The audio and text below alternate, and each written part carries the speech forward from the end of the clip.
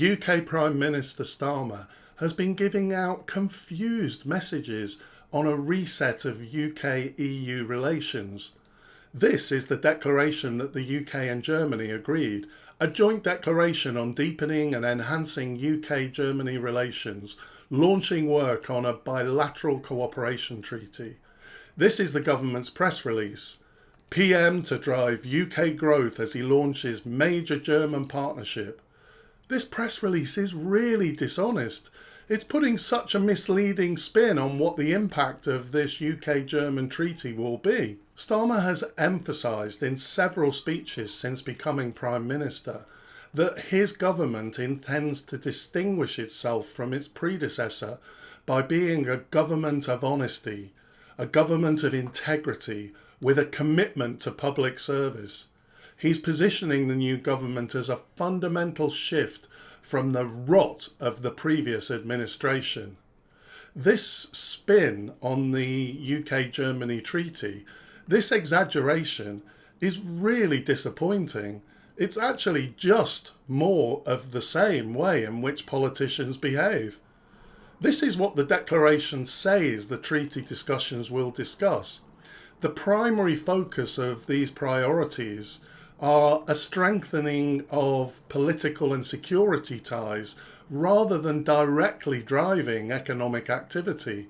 The list of issues does include the phrase growing our economies, but I think that this is just diplomatic language that the UK asked to be in there. It's not really committing to anything, so it didn't cost Germany anything to agree to it being in the text. The real focus of these discussions will be on defence and security issues and migration, primarily political topics. By the way, I'm not minimising the political impact of this treaty. Politically, it could be significant, and it is a reset of UK relations. The new government is not burdened by the fact that it was the government that oversaw Brexit. It is possible for political relations and political agreements to dramatically improve between the UK and EU. However, whilst political cooperation may provide a more positive environment for economic ties, in itself it has very little or even no economic effect. The UK press release lists the areas that the treaty will cover, and this looks a little different than the list in the actual declaration that the two countries agreed. Probably the two most important areas of these discussions politically, defence and security and migration, are not even mentioned. Instead, the press release is trying to spin the treaty into having a big economic impact, making it sound like an economic treaty. It even mentions market access as the first topic on the agenda. This is just outright dishonest. The agenda doesn't include any intentions to discuss market access.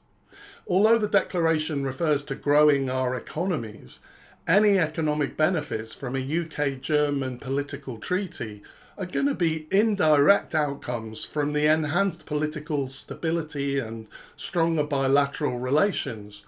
Germany isn't able to make an agreement with any country on any issue that's covered by the single market or customs union. Those issues are the competence of the European Union and the European Commission. And that means that it can't make any agreement with the UK on any significant market access provisions.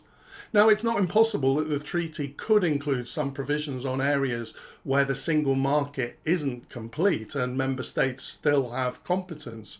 There are some areas in services and public procurement, for example, where member states do still have competence rather than the EU. But to be honest, these are not going to be significant economically. All of the big ticket trade issues fall within EU competence. Also, it has to be said that Starmer's ruled out any agreement that would bring the UK into any kind of customs union arrangement with the EU or bring the UK within the scope of the single market. So from both sides, nothing economically substantive can actually be agreed. So it's just dishonest to say in the press release that this is a once-in-a-generation opportunity. As I say, this treaty could be important politically, particularly in terms of European defence cooperation and cooperation on dealing with migration issues, but economically it has virtually no significance.